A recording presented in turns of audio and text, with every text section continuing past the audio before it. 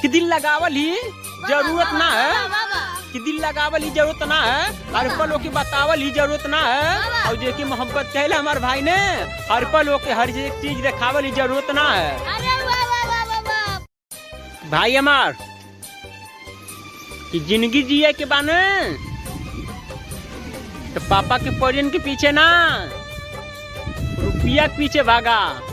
पापा के परी खुदे अपने तोरे पीछे आ जाई।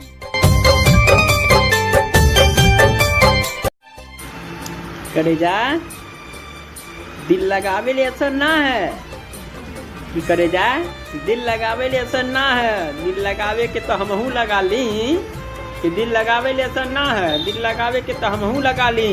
अब मोहब्बत जे कि कहे ले दुनिया चाही तो हमहू कैले, लेकिन मोहब्बत में सिर्फ धोखा मिलेला। करे जा बाकी कुछ ना चाही तो हम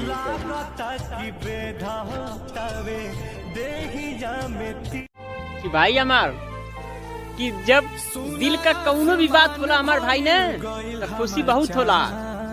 कि भाई कि दिल का जब कौनो बात होला ने भाई तो खुशी बहुत होला, लेकिन खुशी तो होबे करेला हमार भाई, लेकिन दुख भी होला।